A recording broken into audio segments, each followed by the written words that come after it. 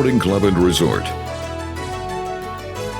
Happy Wednesday, everybody. We are halfway through the week and we are ticking closer to our first day of fall, officially the astronomical date, the equinox. More on that in a second. That's coming up on Sunday. How about this one? I don't want to think about this one. You know, going into fall is one thing, feeling like fall is one thing. The sun sets at 4:30. I don't want to think about that, but we're only 46 days away until daylight saving time ends.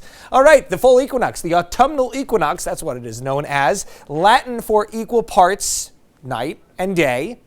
We're not turning back the clocks. Don't worry about that. This is just a static clock here to show you what time that we officially go into that equinox on Sunday, and this is going to be 8:43 in the morning.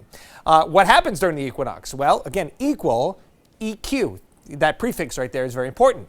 The equator, that's where the sun's direct rays are on.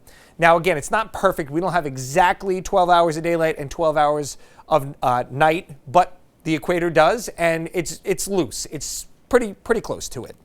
So that is a little bit behind what we call the equinox. And again, that is on Sunday morning, and it's going to feel like it too. We've got some cooler temperatures in the cards.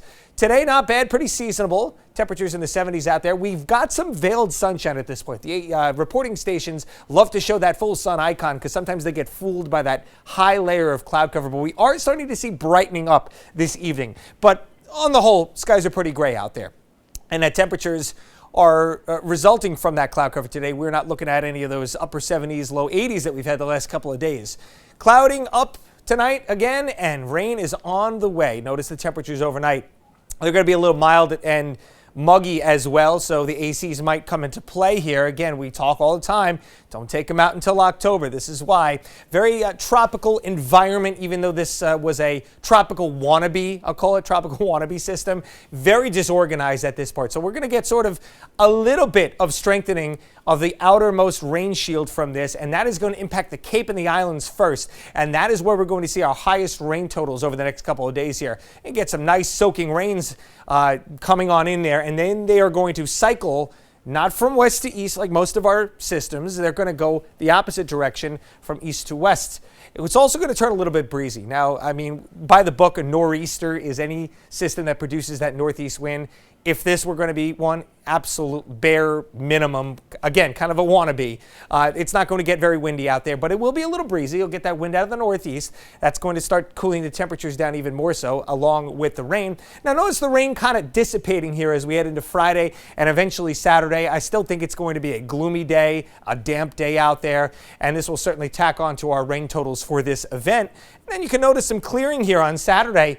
Increasing amounts of sun as we go through the course of the weekend. So again, when we look at these rainfall totals, obviously much higher, could be over 2 inches out towards the Cape of the Island.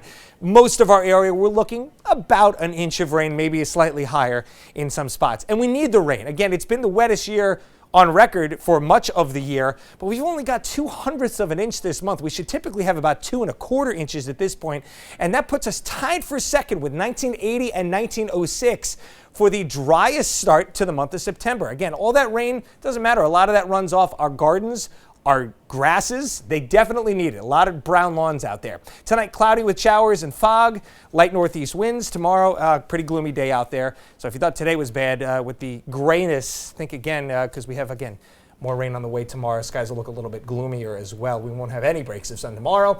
Friday, still showery, still overcast. Saturday into Sunday, we'll see again increasing amounts of sun as we head into fall, and those temperatures back down to the 60s. John and Tiffany.